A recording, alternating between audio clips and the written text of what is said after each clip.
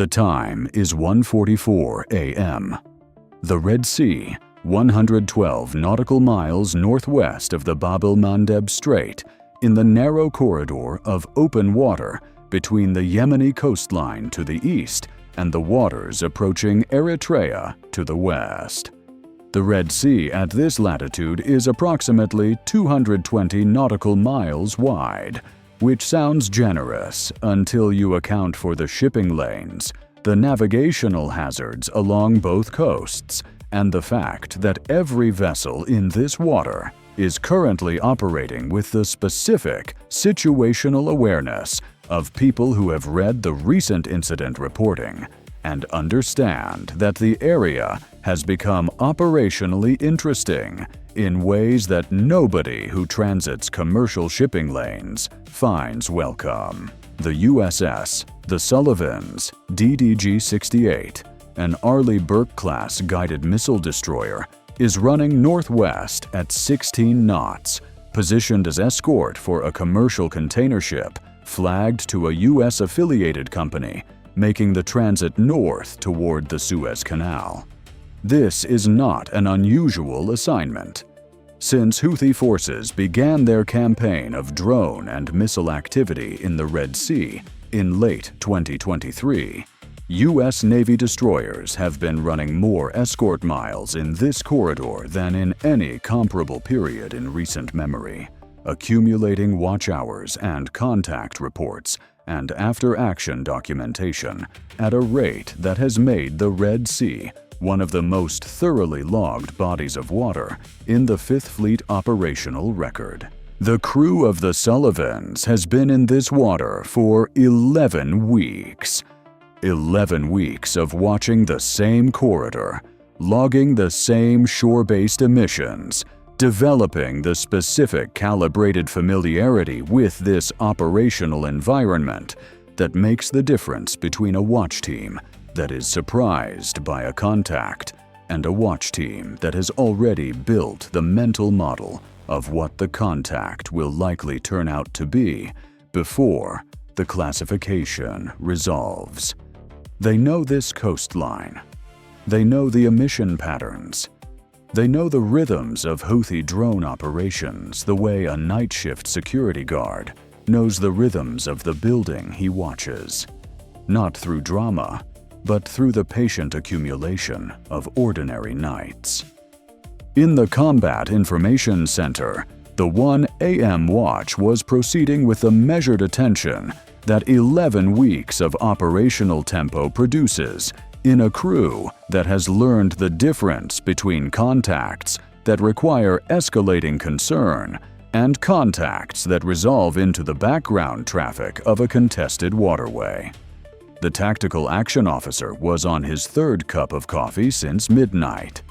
Not because the watch was particularly active, because 1:44 a.m. in the Red Sea has a specific weight to it that caffeine manages more reliably than willpower.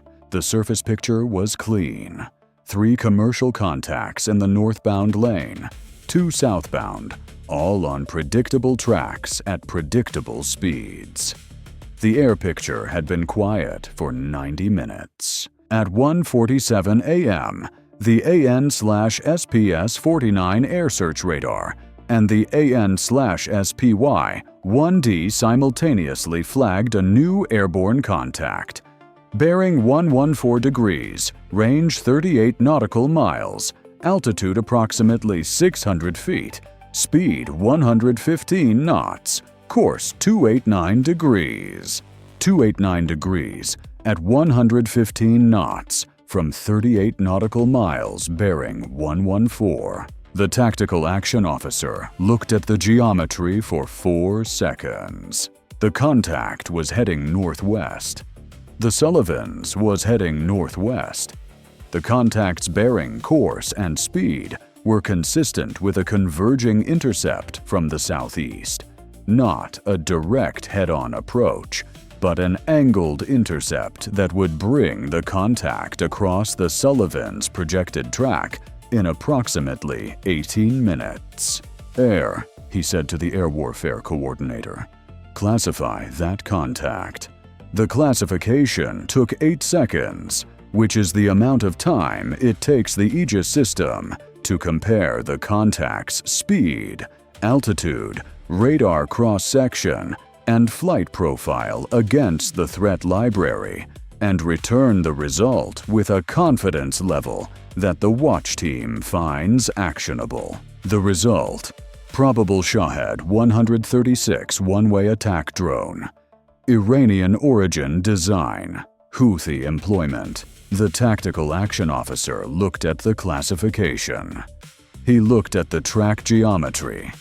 He looked at the coffee in his hand, which he had been about to drink. He set the coffee down. "Log it," he said. "Weapons free on positive classification." He did not set the coffee down because he was alarmed. He set it down because the Aegis system was already running engagement solutions, and he was going to be busy for the next several minutes, and the specific kind of busy that comes with a Shahed-136 intercept in the Red Sea at 1:47 a.m. is not a kind of busy that is improved by holding a cup. The Shahed-136, to give it the technical introduction it has earned through an unusual combination of simplicity, low cost, and genuine operational relevance, is a delta-wing loitering munition of Iranian design that has achieved a kind of notoriety in military aviation circles disproportionate to its sophistication. It is not sophisticated. Its airframe is a fiberglass and wood composite construction with a rough surface finish that suggests manufacturing priorities focused on volume rather than precision. Its propulsion is a single-piston engine driving a pusher propeller at the tail, the same engine type used in various light aircraft and ultralight applications, available commercially, not purpose-designed for military use. Its guidance is a combination of GPS and inertial navigation that is accurate enough to navigate to a target area, but not precise enough to hit a specific point on a moving ship without some form of terminal correction. Its warhead is approximately 40 kilograms of high explosive. Its unit cost, depending on whose production estimates are used, is somewhere between $20,000 and $50,000. Iran manufactures them in quantity. Houthi forces receive them in quantity. They launch them in quantity, which is the point.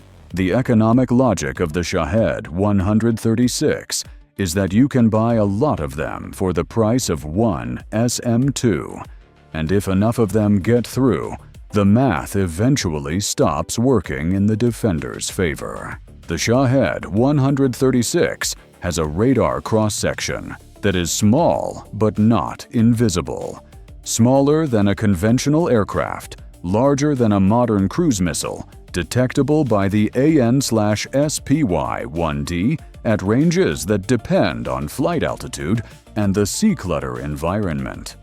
At 600 feet above the Red Sea on this particular night, it had been detectable at 38 nautical miles. It had been in the air based on its flight profile and the bearing from which it appeared for approximately 22 minutes before the Sullivans detected it. In those 22 minutes, it had not been invisible. It had been below the radar horizon of the Sullivans sensors due to the curvature of the Earth and the contact's low-altitude profile. The contact was not a surprise. It was a geometry problem. And at 38 nautical miles, the geometry problem had a comfortable solution. Here is what made the geometry slightly less comfortable than it sounds. At 1:44 a.m., 3 minutes before the contact appeared, the Sullivans engineering officer of the watch had reported that the ship's AN/SLQ-32V2 electronic warfare suite had entered a scheduled calibration cycle on one of its frequency bands. The calibration was routine, planned, and had been logged in the maintenance schedule. It would complete in approximately 12 minutes. During the calibration cycle, the SLQ-32's passive collection capability on that specific band was degraded, not absent, but reduced in sensitivity by a factor sufficient to affect detection range for low-power emitters. The Shahed-136's navigation system emits on frequencies that the SLQ-32 would normally detect and characterize at ranges beyond visual contact. During the calibration window, that detection range was reduced. The Sullivans had detected the Shahed-136 on radar rather than on the electronic warfare suite. This was not a failure. The radar detection at 38 nautical miles was entirely adequate for the engagement timeline. But the standard EW first, radar second detection sequence that provides the longest possible warning had been, for this 12-minute window, reversed. The radar was doing the work the EW suite would normally do first. The calibration would complete at 1:56 a.m. The engagement timeline would resolve well before then. But for 12 minutes, the watch team was managing the detection with a sensor picture that was narrower than normal on one band, and the tactical action officer was aware of this, and awareness of a reduced capability window in a contested operational environment is the kind of thing that makes a watch officer's situational awareness work slightly harder than usual. He noted it. He managed it. He did not find it alarming. But he noted it. At 1:47 a.m. and 31 seconds, the Aegis system had generated an SM-2 engagement solution with a probability of intercept that the tactical action officer found professionally satisfying. He authorized the engagement. The SM-2 Block IIIA left the Mark 41 vertical launch system at 1:47 a.m. and 44 seconds. It was moving at Mach 3.5 within 4 seconds of launch. Now, let's discuss the comedy portion of this engagement, which is where the Shahed-136's technical profile becomes relevant in a way that the engineers who designed the SM-2 Block IIIA did not specifically plan for, but which the laws of physics had always implied. The SM-2 Block IIIA is a missile developed to intercept aircraft, cruise missiles, and maneuvering targets at ranges out to 90 nautical miles. Its terminal guidance uses a semi-active radar homing seeker that homes on the illumination provided by the ship's fire control radar. It can pull 25 Gs in terminal maneuvering. It was designed to intercept targets that are trying to evade it, targets with sophisticated electronic countermeasures, targets maneuvering at high G, targets using terrain masking, and low-altitude flight profiles to complicate the intercept geometry. The Shahed-136 was doing none of these things. It was flying at 115 knots in a straight line at 600 feet. It had no electronic countermeasures. Its flight path was a predictable curve on the Aegis system's display that the engagement computer had extrapolated with high confidence from the moment of first detection. The SM-2 was chasing a target that was neither maneuvering nor jamming, nor doing anything other than flying in a straight line toward its programmed waypoint. It is the approximate tactical equivalent of using a championship sprinter to catch a riding lawnmower. The championship sprinter catches the lawnmower. The outcome was never in doubt. But there is a specific quality to the mismatch, the $2.1 million interceptor, and the $20,000 to $50,000 drone that the Pentagon's procurement office has noted, discussed, and continues to think about in the context of a campaign where Houthi forces have launched dozens of drones, and the economic arithmetic of interception is a real and documented concern. The SM-2 intercepted the Shahed-136 at 26.4 nautical miles from the Sullivans at 1:50 a.m. and 12 seconds. The intercept occurred at 580 feet altitude. The drone had descended slightly in its final 12 miles, consistent with the GPS waypoint navigation, pulling the flight path towards sea level for terminal approach. The debris field fell into the Red Sea, approximately 2.1 nautical miles north-northeast of the intercept point, dispersing quickly in the light swell. Total engagement duration: 2 minutes and 28 seconds from first detection to intercept. The SLQ-32 calibration cycle completed at 1:56 a.m., 6 minutes after the intercept. The electronic warfare suite returned to full sensitivity across all bands. The watch team noted the restoration of full capability with the quiet satisfaction of people who had managed through the reduced window without consequence, but who are nonetheless pleased to have the full picture back. In the CIC, the tactical action officer picked up his coffee. It was cold. He had set it down 7 minutes ago. He drank it anyway, because the coffee situation was not going to improve, and the watch had 4 more hours to run, and cold coffee at 1:50 a.m. in the Red Sea is simply a category of experience that destroyer sailors have made their peace with. "Good intercept," he said, in the flat tone of a man describing a routine outcome of a rehearsed procedure. Because that is what it was. Not a dramatic save. Not a close call. A rehearsed procedure, executed as designed, in slightly less time than it would take to heat the coffee back up. Now let's discuss what the Shahed-136 had been doing for the 22 minutes before the Sullivans detected it, because those 22 minutes contain a collection story that is separate from and parallel to the engagement story.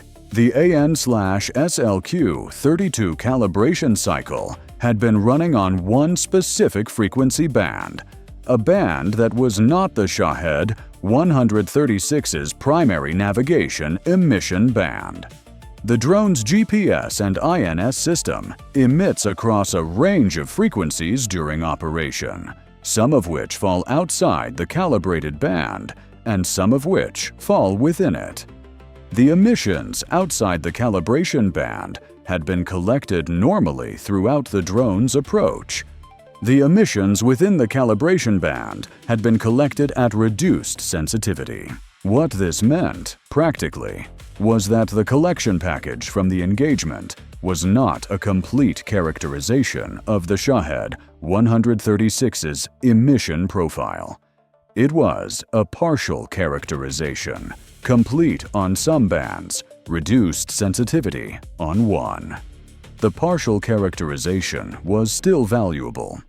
The frequencies outside the calibration band that had been collected cleanly were logged compared against the existing Shahed-136 library entries and found to be consistent with the baseline profile, with one notable difference.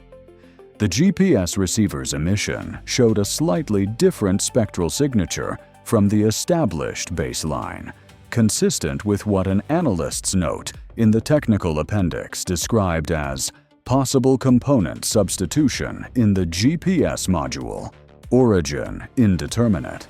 A GPS module with a different component profile could mean several things. It could mean a manufacturing batch variation. It could mean a component sourced from a different supplier. It could mean a modification to the navigation system. Each of these possibilities has different implications for the threat's capability profile, and the analysts could not determine which was true from the available collection. The indeterminate flag on the GPS module variation was added to the active analytical file for Shahed-136 characterization. The next engagement, and there would be a next engagement because the operational tempo in the Red Sea was not declining, would provide additional data points. The analytical picture grows with each engagement. Each drone that the Sullivans or any other ship in the Fifth Fleet intercepted contributed something to the picture. The Houthis were launching Shahed-136 SS at a pace that made the per-unit intelligence value modest. But the collection was cumulative. The GPS module anomaly from this engagement would be either confirmed or resolved by the next one or the one after that. On the Yemeni coastline, 112 nautical miles to the southeast, someone at the launch site had a brief, practical problem. The drone had not arrived. The BDA feed, the commercial-grade video drone that some Houthi operations use to observe targeting results, had not been launched for this particular mission, which was a cost-saving measure that also meant there was no footage of the intercept. The Houthi operators knew the drone was gone because it had stopped transmitting. They did not know where it had stopped transmitting. They did not know at what range the intercept had occurred. They did not know that the SM-2 had been in the air for 2 minutes and 28 seconds, or that the detection had happened at 38 nautical miles, or that the EW suite had been in a calibration cycle when the drone appeared. They knew they had launched. They knew the drone was gone. They would draw conclusions about American intercept capability based on the fact of the intercept, but without the range and timing data, their conclusions would be bounded by uncertainty. The Houthi media operation treated the launch as a success regardless of the outcome. A launch attempt is, in the framing they applied to these events, itself a demonstration of capability and willingness. Whether the drone reaches its target or is intercepted en route, the launch has accomplished the messaging objective. It demonstrates that the waterway is contested, that commercial shipping cannot transit without risk, that the U.S. Navy is spending SM-2 interceptors at a rate that will eventually constrain its response capacity. This framing is not entirely wrong. The economic argument is real. The SM-2's cost versus the Shahed-136's cost is a genuine strategic concern. The cumulative effect of forcing high-value interceptors to engage low-cost drones is a documented component of Houthi strategy that has been discussed seriously in defense policy circles and that has already influenced the development and procurement plans for cheaper intercept options. What the framing omits is the collection value, which does not appear in any public accounting. Each Shahed-136 intercept generates a collection package. Each collection package contributes to a characterization library. Each library update makes the next intercept solution slightly more accurate. The drone that the Sullivans intercepted at 1:50 a.m. contributed a GPS module anomaly flag that is now an open question in an active analytical file. The answer to that question, whatever it turns out to be, will be learned from a future intercept. And that future intercept will also contribute its own collection product. The Houthis are running an attrition math on SM-2 inventory. The US is running an accumulation math on Shahed-136 characterization. Both maths are real. Both are proceeding simultaneously. They exist in different domains and are rarely discussed in the same sentence. The Sullivans resumed her escort position with the container ship at 2:03 a.m. The container ship had maintained course and speed throughout. Its crew was aware that something had happened. A radio advisory had gone out, but the nature and outcome of the event were not conveyed in the advisory, which noted only that a security situation had been managed and that the transit was continuing normally. The container ship continued north at its transit speed. The Red Sea continued doing what the Red Sea does at 2 a.m., which is be very dark, very warm, and full of ships that would rather be somewhere else. The SLQ-32 calibration log was closed at 1:56 a.m. The entry noted the calibration had completed normally and that a contact engagement had occurred during the calibration window on bands outside the affected range.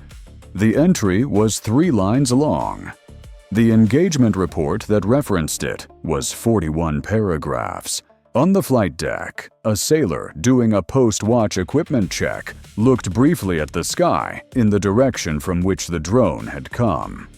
112 miles of Red Sea, flat black under the overcast, no horizon visible. Whatever had been out there at 600 feet was gone, redistributed into the sea at 26 nautical miles. He had not seen the intercept. Nobody on the weather decks had been awake to see it. The SM-2 launch from the Mark 41 had produced a flash visible to anyone looking, but at 1:47 a.m., the weather decks were empty. The intercept had occurred in the dark, over dark water, observed only by the sensors that had been built to observe exactly that. It had taken 2 minutes and 28 seconds from detection to intercept, and then the Red Sea was the same dark corridor it had been before. The Houthi media operation announced a successful strike operation against American naval forces in the Red Sea. The terminology in the announcement was consistent with previous Houthi post-launch statements: assertive, declarative, confident. The outcome was not specified because the outcome was not confirmed from their end. A successful launch in Houthi framing is a strike operation. The distinction between a drone that reaches its target and a drone that is intercepted at 26 nautical miles is a distinction they were not in a position to make on this occasion. The Red Sea is 220 nautical miles wide at this latitude. The Sullivans was 112 miles from the Yemeni coast. At 26.4 nautical miles from the ship, the intercept had occurred 85.6 nautical miles from shore. The Shahed-136 had covered 85.6 nautical miles of contested water at 115 knots and had found, at the end of that journey, a $2.1 million interceptor that had been waiting for it since 38 nautical miles out. The economics are uncomfortable. The outcome was not. The coffee was cold. The next 4 hours of watch were uneventful. The container ship reached the northern waypoint on schedule and cleared toward the Suez approach by 6:30 a.m. Somewhere in an analytical file, a note about a GPS module anomaly was waiting for corroboration. The Red Sea would provide the opportunity. It always does. Bye for now.